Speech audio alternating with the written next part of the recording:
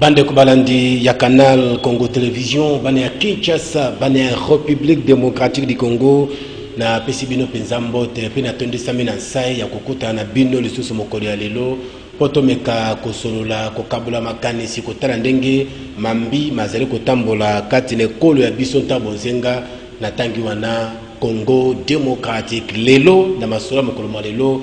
tozali na esengo ya koyamba mpo na bino mwana mboka Blaise Banzwa oyo nakopesa mbote mwana mboka.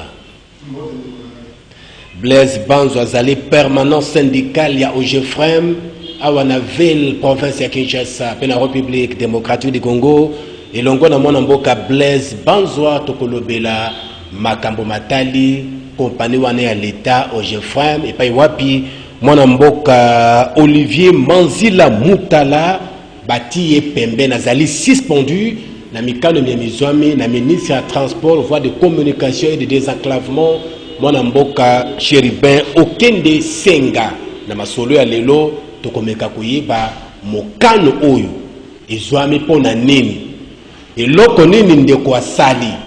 libunga ezalaki nini eutaki wapi pamba te makolo baloba mai eninganaka pamba te soki mai eningani likambo lizali mbisi aleki moto ya bwata aleki maswa maleki to babwaki libanga na kati ya mai bongo na masolo ya lelo elongo na mwana mboka Blaise Banzwa permanent syndical ya OGEFREM tokotondolo likambo yango penza pona koyeba na bozindo bonso mbeba ezali epai wapi Blaise Banzwa mwa mikolo mileke bele tozalaki penza na yote boni kimi ezali nzambe azali kobatela na mosala apesa biso ya kolobela basali tozosala makasi atako mikakatano ezali atako bakonzi balingaka biso mingi te mpona bosembo wana nzambe aleki bato nyonso tosalelaka nzambe tosalelaka moto ya mokili te voilà ya solo bolobelaka basali baye batamboli alima to bolobelaka na basali baye babungi nzela ndeko Blaise liboso tolobelaka basali oyo batamboli alima po mosala na biso mpe ezali kaka kosenga mpo bafuta bango malamu te me mosala na biso ezalaka mpe kolakisa bango mibeko ya mosala ndenge mosala esalemaka kolakisa bango te kokwea na mbeba te bon soki mpe esalemi te lokola moto azalaka motau aoki mpe akwea na mbeba totikaka bango te tokendeke na bango tokodefendre bango ti na suka soki mpe esali te bapesi ye mwa etumbu azongi na mosala ainsi de suite soki pe sengi te balongola eke lekaki makasi totalaka ndenge ni tosenga bakitisa yango muke ainsi de suite donc tozali vraiment na mosala monene mosala ezali monene oyo Blaise Banzwa permanent syndical ya OGEFREM bazali bongo kosala ye moko te da bandoki ebele mpenza mpona kolobela basali kati na Congo démocratique mboka na biso boni OGEFREM OGEFREM lokola société à l'État ezali malamu personnel nango ezali malamu mwa mikolo meutai koleka nde mwa mikakatano mizalaki tozali kotala tobundi muke kimi ebandi kozonga mais toye komona ke ngongo kimi yango ezozonga baye ko ministre auti ko suspendre nani alongoli a suspendre so to to ba mena linga to ba kolongola muke ati pembeni ndenge asalaka na mwana mboka Patience Aiba Tambwe auti ko sala ngo siko na Olivier Manzila Mutala likambo ezali sikoyo wana suspension ya mwana mboka Olivier Manzila Mutala lokola directeur général ya office de gestion du fret multimodal OGEFREM nalobaki yango awa maye balinganaka pamba te mokano wana Chéribin Okende Senga ministre ya transport et voie de communication na désenclavement azwi yango pamba te likambo lizali nini Blaise Banzwa oyo esali te baleka mbala moko kokamata mokonzi monene lokola directeur général ad intérim batia pembeni na kati ya société lokola OGEFREM likambo yango lizali boni ndeko na sepeli mingi ndenge obengi ngai awa na ye koloba makambo ya ya mike te makambo ya tina penza na ye koloba makambo ya tina oyo ekosalisa mboka soki nalobi kaka likambo ya kobandaka na suspension kotia mapembeni wana nandimi teke na kosala ndenge esengeli tika na yebisa yo ndenge olobi ke mai eninganaka pamba te nayebisa oyo touti wapi boye basali ya ogefrem bavandi ngonga moko bamoni te ministre na bango akomi atiki misala oyo constitution mibeko ya mboka ti décret oyo ecréa ogefrem efixant statut ya ogefrem atiki misala oyo eyebani na kati ya mikanda wana oyo etali ye akomi kokota na oyo etali mokolo na mokolo ya ogefrem soki oyebi na mikanda yango kooka ogefrem ezali na ministre de tutelle mais na mokolo ezali na conseil d'administration na direction générale mais directeur général moto atambwisaka yango mokolo na mokolo soki ministre oyo azali likolo akomi kokota na misala oyo etali directeur général te wana ezali lisusu kotosa mobeko oyo ecréer société ecréer établissement public wana te napesa ndakisa ministre avandi epa na ye atindi directeur de cabinet akomela directeur général message na téléphone akomi papier te mais na téléphone alobi tozalaki mokone yenga alobi lobi nakoya koprésider comité de direction ngai ministre nakoya lobi lundi koprésider conseil de comité de direction oyo nabengi yo na invité yo oza soki olandi malamu soki ministre alingi aya directeur général moto akolengela boye ya ministre na kasi ya société ministre aloba ne abi nazoya kosala réunion wana nabengi yo c'est-à-dire directeur général akomi invité nayebi te soki bazwi décret 08 oyo etali baentreprise baétablissement public soki bazwi décret 09 oyo ecréé ogefrem nayebi te na kati soki bapesa ministre ndingisa aprésider comité de direction oyo ainvité directeur général alors ntango basali balobi te nakotanga makambo mosusu ebele te nazwa mosusu ogefrem azali na mosala ya koconseiller bachargeur bakumbi biloko epai na epai ainsi de suite ye moto asinyaka bacontrat na oyo akosala na oyo akosala te soki amoni osala mosala malamu te apesi yo préavis nsima yebisi yo abi te yo tika amoni yo akosala malamu asinye contrat na ye mais ministre avandi na bureau ne alobi te longola contrat na moto te ye ayebaki ndenge basinyaki te ayebi contour na yango te o kanga longola ye résilier contrat mais ogefrem akosala ndenge nini soki arésilier contrat arespecte baclause ya contrat te moto wana akokende na justice so akende na justice moko akendeki na justice asengaki ogefrem afuta ye plus de 300 millions de dollars ogefrem ayingaki azwa yango wapi voilà ndenge ministre na ekela na ye aluki kotia mobulu na kati ya ogefrem ntango basali bamoni bo balobi te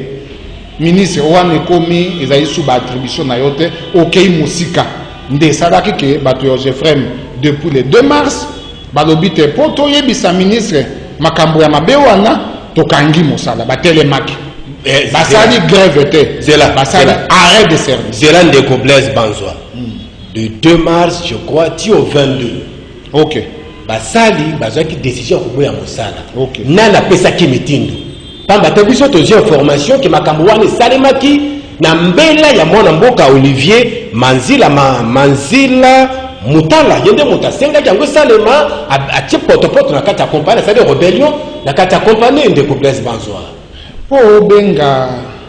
po DG abenga mwana mboka manzila abenga eloko ya ndenge wana il faut bamona epai to akomaki to alobaki ye azali directeur général azalaki directeur général avant que suspendre akokaki abenga mobulu abenga batelemisa mosala contre ye moko na kobanza te basali basupportaki mingi journaliste yokangai basi ayebisaka biso bayebisa biso basyndicat basali bayebisa biso à travers badélégué na bango tokomeli ministre tobi tata yamba biso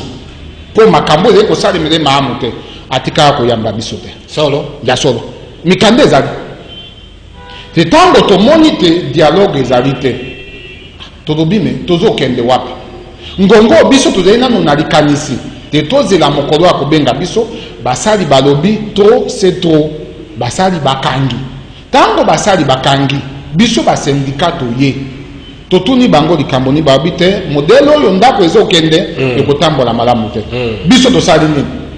tokomeli inspection du travail tolobi inspection yo moto okabolaka bato soki baswani na basali na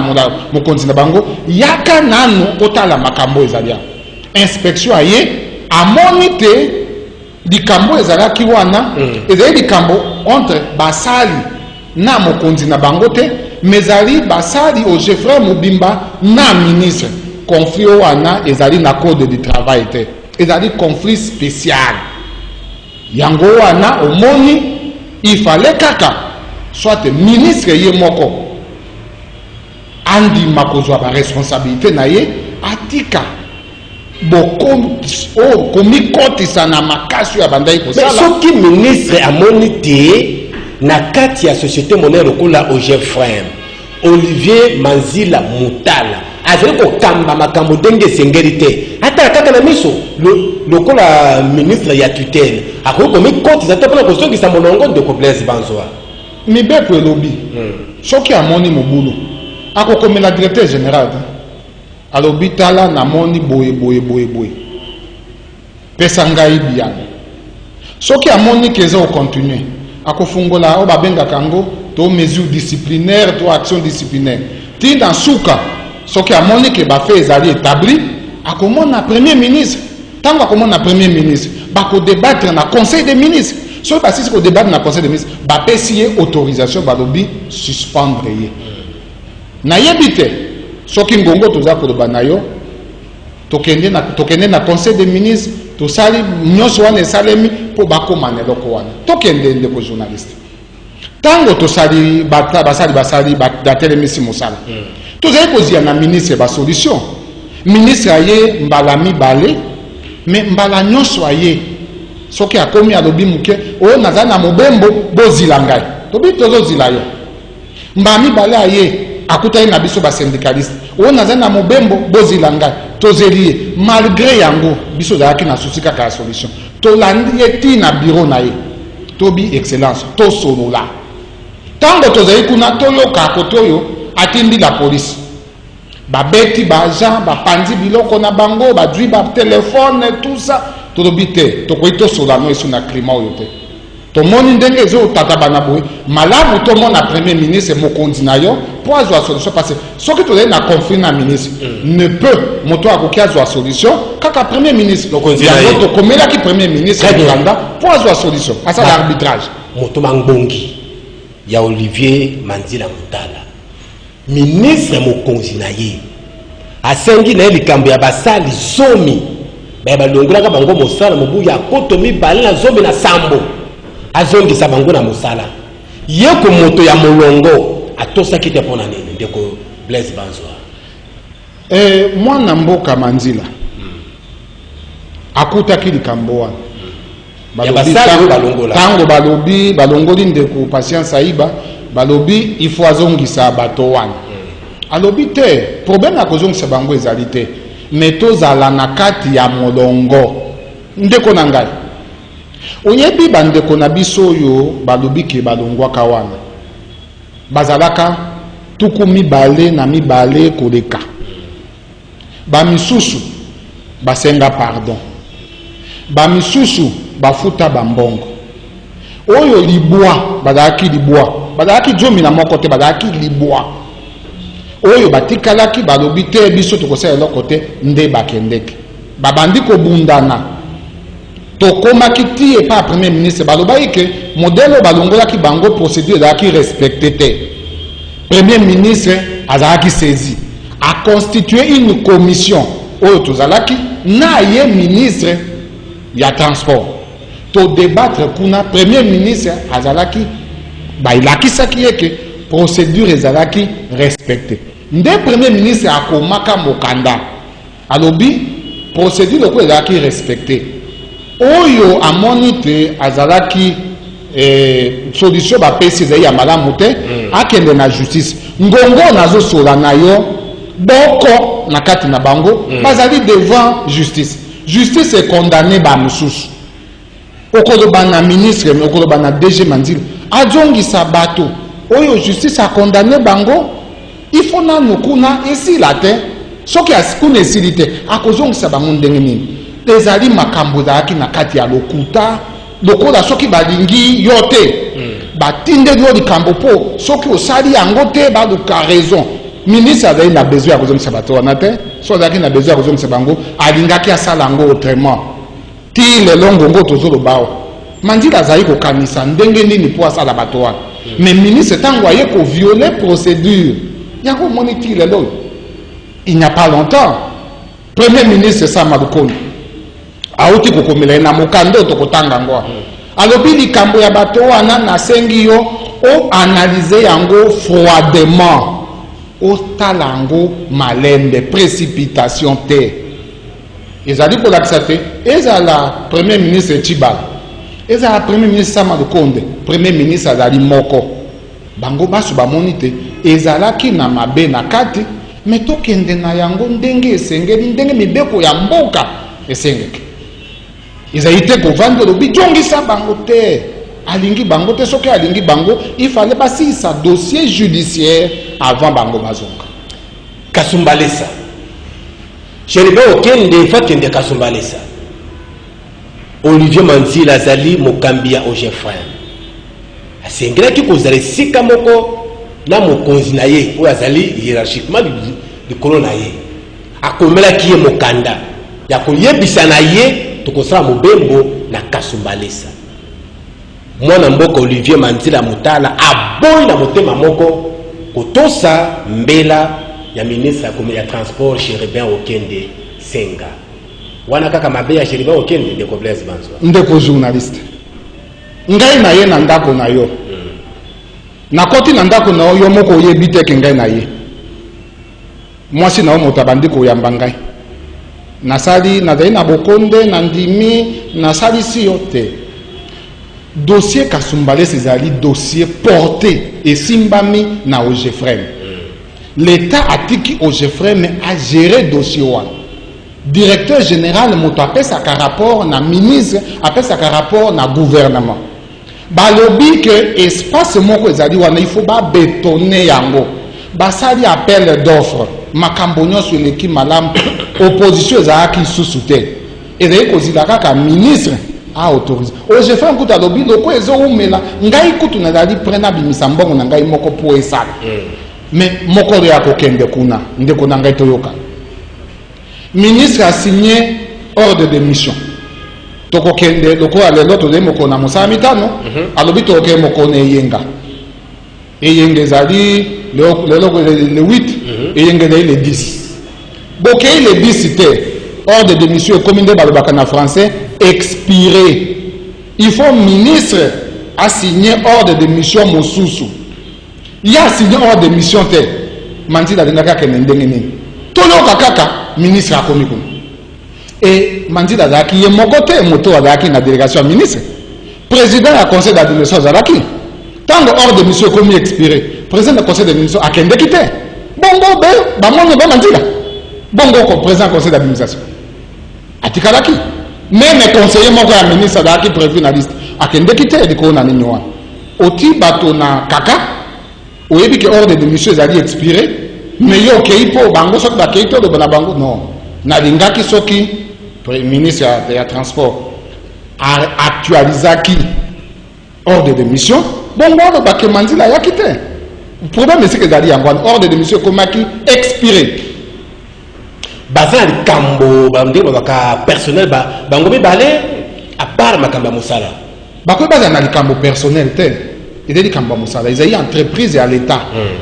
soki l'état apesi yo ngonga ogérer makambo na ye il faut sala ngo ndenge esengeli ndenge balobaka na français selon les règles Mandila avandi na bureau na ye ministre azali kuna nini statut na bango elobi moto na moto ba attribution na ye nokolo bango te po de mingi na lopoto tango su bande bakoyoka biso malamu te yo tiki ya yo kuna oye kokota no ya moninga tolobeli ministre premier ministre atiki te akomeli ministre mukanda depuis le 18 alobi ba décision no sozwaki longola yango reconsidérer, c'est ça la phrase le verbe reconsidérer yango ndeko na ngai kaka ba décision yo premier ministre alobi reconsidérer nde yango ministre amatili ko nango na punda pour a suspendre oko suspendre moto na ba décision na makambo yo premier ministre no alobaki o reconsidérer yango elobini même mokanda premier ministre oki yango te eloko ezo kamwisa bato tingonga oyo ezali te premier ministre alobi o reconsidérer yo olie premier ministre asengaki alo premier ministre asengaki alobi créer commission pour bo traiter makambo wana et bo pesa ngai rapport biso ba syndicat tozali kozila commission tobi ministre akosala commission toyoki o atindi asali réponse moko bo ndeko na ngai journaliste premier ministre tango akomi ati ba ampliateur nde balobaka recopie pour information na boye biso nyonso na kati ministre akomi ati biso ba copie pour information te alingi abomba nini soki azali na makambo ya bosolo soki lokute ezali na kati te akoma bato nyonso bayeba toyeba te na likambo te ezali bobo likambo oyo azoloba ya dossier ya société chinoise oyo Golden Jashu mais ministre soki omoni ke partenaire wana ou mandataire wana azotravaille na OGFREM aosala mosala bien te bapesi yo baélément yo kokomi ya directeur général bi monsieur le directeur général namoni depuis boyosala na moto wana tala likambo boye sala enquête esala ngai rapport wana basalaka yango te nde atikala kosala yango te mpo bautaki kosala évaluation na mois de décembre oyo batali te makambo nyonso yo tambola malamu bapesi bareproche no esengeleki mais mikolo mibale misato après di bokata bango bokata non tozali na mboka anga kata bango profit ya banani toyebi te kata bango kaka moto wana o société oyo azilibaka bakata wana azo gérer 65 ports oyo ya biloko ezouta kuna ezoya na république démocratique du Congo 65 ports ndeko na ngai soki bozo gérer ye te biloko ekota na Congo boko retracer yango ndenge boko yeba ndenge nini mboka na biso pe na mikakatano soki mindoki ekoti boko yeba ndenge nini yango bato ojefu babaki te biso to retrasaka ofida soki ayebi biloko ojefu ma retracer te ofida koyeba quantité ni ekoti te même mbongo ekozanga na kesi ya l'état tomonaki yango dangereux yango toyebisa ministre tobi te excellence tosolola ndenge ezokende boye malamu te moto wana ntango asengi 300 000 dollars 300 millions il fallait banégocier na ye bauti kozongisa ye ozomona te bozwaki décision na likambo moko ezalaki na preuve te na suka nga alingaki na mokando ministre akomelaki premier ministre ntango apesi ye ano na ye fala loba premier ministre tala patience ayiba na dossier wana ayibaka mbongo boye mandila ayibaka mbongo boye tel ayibaka mbongo boye soki alobaki yango nazali d'accord na ye mais ya alobeli makambo na mandila mingi penda mpona mandila parce que dossier eza mingi ya monsieur Olivier Mandila Mutala atalisi kozanga botosi ya manzila ezele pa ya mokonzi ya mboka chef de l'état ezele pa ya ministre de tutelle na ye na makambo manso azele kosala na kati ya OGFM ndeko abombi yango te akomi yango na kati ya mokandawa alakisi yango polele lolenge kani Olivier Mandila azele kotambola bonyoka na kati ya OGFM ndeko nalakisi yo makambo misato oyo ministre alobi likambo ya bato balongwaki tolobi ke ezali mibeko ya mboka soki moto azali na justice bazongisaka ye nomba moko te ezila justice esili tozwi likambo ya société wana mais décision ministre zaki yango te yemo yango pour preuve ezongi yango moni premier ministre tango amoni te ministre ne azwaki ba décision malamu te alobi na ye reconsidérer ndeko na ngai mbenga lokwa tozali aho mokonzi ya mbula matari premier ministre tango alobi na ministre ne abi reconsidérer biso la biso bato toloba biso onzo sima premier ministre te biso tovandi tobi tozi la commission mais ye abimi kaka na makambo wana nde alobi a suspendre ministre sa premier ministre alobi non ezali te yo alobi ezali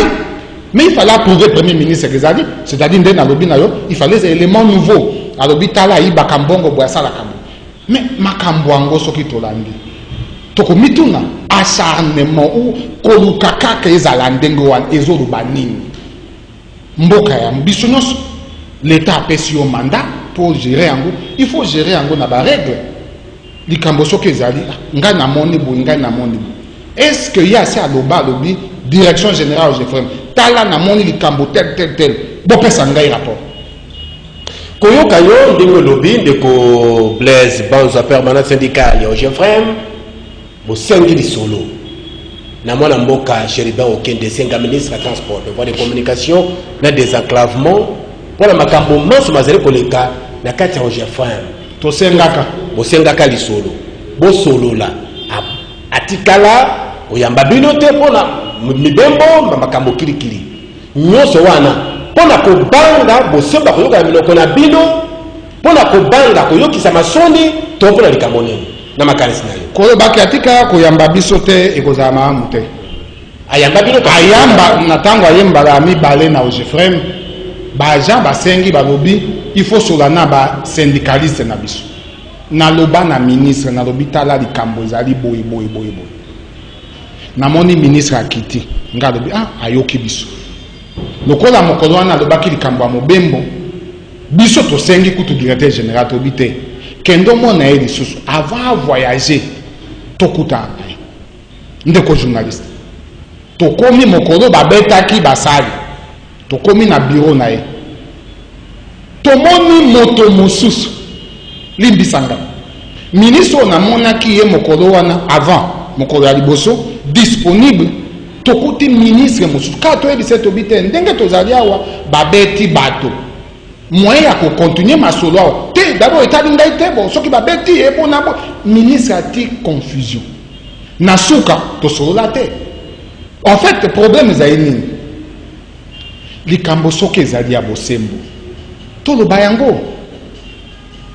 likambo soki ezali ya lokuta ekosanctionne yango ministre et ministre soki asanctionne yango akotia bapreuve sur table soki omoni lelo likambo ya kosuspendre ndeko Manzila ezali kolumba solo ezali okana bien te po makambo premier ministre alobi no abi kotala yango lisusu te yo tali yango po suspendre ezali kwa ke atosi premier ministre na moya lelo Manzila Mutala Olivier akoki penza kosala nini mpona kozonga na bato wana Olivier Manzila azalaki nommé na pouvoir public président de la République sur proposition ndenge bolobaka wana amoni te modèle oyo batiye pembeni ezali ndenge esengeleki te akozwa ba leta na biso mboka na biso ezali na mibeko nango ndenge na ndenge etali akosala peut-être lobi recours hiérarchique soki esimbi te lobi aoki akoma na conseil d'état ainsi de suite mais ndeko na ngai soki omoni ngai na yawe na ye mpo na baindividu te na ye mpo na kolobela OGFM mpo na kolobela basali ya OGFM lelo namoni bandeko ministre atie bango ndeko Kamwanya na ndeko Yamayama napesi bango mbote mpe napesi bango félicitation mais eloko moko ezali na motema na ngai tolobaki na ministre solution ezali ya konome bato te solution ezali ya korespecte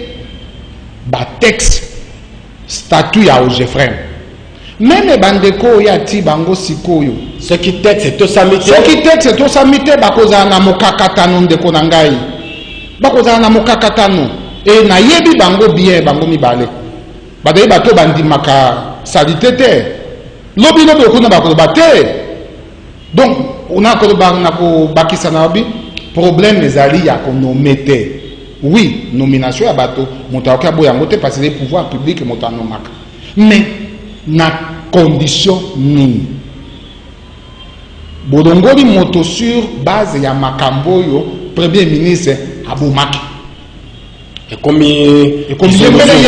alors tous on va préciser le Sikaman Azraki directeur général ad intérim et puis directeur adjoint ce qui na bosanité ba aza suspendu ba fonction ni ça fait balé na kanisi soko ozaki na occasion ya soko ozwaki konzo ndotu ni ministre ya transport azaki directeur général intérimaire au suspendre yokuna au suspendre comme directeur général adjoint. Oh voilà, il faut retourner na ministre. Bon, ce qui directeur général intérimaire Moutasali Mbeba, bon directeur général adjoint Salini. Voilà le problème c'est que lo yenge zayi na kati, mobulo zayi na kati. Ti sikoyo, bato na mboka na biso moni nde tozalakawa. Bato ba mesana na likambo soke tondi makaka, totambola kaka. Mais bayebi na mitema na bango ke solution ezwami te. Solution lelo ezali ko respecter mibeko. Ministre sa musana ye, oje frère sa musana ye. Interférence, ingérence ezala te. Pour ceux qui yango ezali, ezali kotia mobu. Makambo ezali ebele. Bayebi singa mokomoso wabi, ministre a sepelite pour bafuta kabato oje frère avant les 20. Na ebite ceux qui yo même tango zo kanga na odo babo. Ezali normal. Ministre a sepelite pour bafuta kabato oje frère avant les 20. Ça signifie quoi? Il dit banini. Ministre akoya akomi na Ojefrem. Ministre otala bato lokola na kotanga kombote loko yase. To vandi na ministre tango zo ebisa eke babeti bato. O balo bakango na français dédain. Ministre otala biso na dédain. Na ebite soki l'état pesi yo bokonzi. Osimba ngo esika moko osengelo na attitude wana non ba partenaire soki ba likambo za ndenge ni tosolola parce que makambo lete ya bisote ya batonyoso le longa koleka etikali bo ba koya simana ngai bazwa exemple wana mais tozaki vraiment tozongaki na soni na chaque fois toyokuta na ministre soni parce que attitude na yezalaki ya ko permettre masolote et yango moni ti na suka ti le longongo tozolo bawa confusion parce que okotuna arrêté à suspension makambo wana uti nango wa premier ministre alongolaki makambo ya ronde pesa kama pokoso penza et pesa ka kizunguzungu mingi na Congo démocratique mboka na biso nani penza asengeli kozana botosi ya bakonzi mikolo tu ko leta awa basanze lekia wa chef de l'état na conseil des ministres aboka mbela senga makambo ba port privé na province ya Congo central bakanga yango oyo tiaka on attrape nziri kolome kino lelo moto akotosa yango azalaka te ba port privé wana ezali kosala pe on a azali komona oyo ayi makambo lelo pe premier ministre asengi na ministre ya transport et de communication pe des enclavements mikano yo zwi tia yango na no pembeni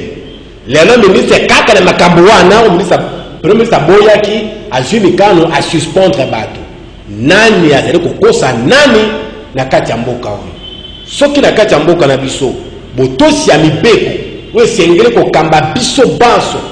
ezali te finalement mboka yango ekokende mpenza epai wapi tokoateriri wapi na kati ya Congo démocratique mboka na biso Blaise Banzoa masolo ezalaki spécial bokona lelo esengo ezalaki ya biso ya koyamba yo mpona kozwa makanisi na yo na mayema azali koleka na kati ya OGFM suspension ya mwana mboka Olivier Manzila Mutala yango wana tozibi ya nepa ya mwana mboka Blaise Banzoa totonde botonde caméra na biso yango wana liboso na yo basala OGFM bazali kotala yo bakonziba ekolo bazali pe kolanda yo yambo penza totoka bwana olobi na bango boni Blaise Banzoa po etali bakonzi bati biso na pokoso potisi ko tozoe bate totalela nani parce que ministre azali na kati ya gouvernement soki premier ministre na azwi une décision ye il faut atosa soki atosi te commune mituna na bato nani azali kokamba nani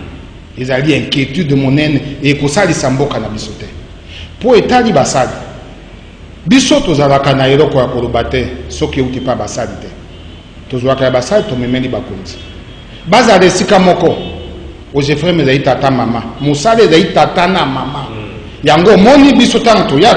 toyaka teke oyo tozali na likambo na individu te toyaka likambo ojefrem ou rien yango omoni napesi bango matondi mingi mpo na mbala iso bayokaka ke ojefrem ekoti na mobulu bango moko batelemaka liboso parce ekobikisa epai bango basalaka kaka bango moko biso banso totala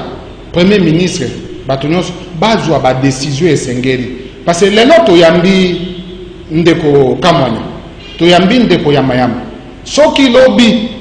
sokoto wana etikali kaka ministre ya mosusu aye parce ekipe salemaki lobi ndeko Cherubin ke mosusu aye amoni oyo azalaki liboso na ngai asalaki boye ngai mpe nakoki nasala tolongoli nde balobaka ke olongoli kaka Saint-Pierre ozongisi Petero donc tosali eloko moko te donc toluka aseke mboka na biso etambola soki mboka etambola soki ebandi kotambola na Ojefrem ekotambola bipai mosusu nyonso mais nayokaka souvent ke na secteur ya transport mwa nungunungu ezali bisika mingi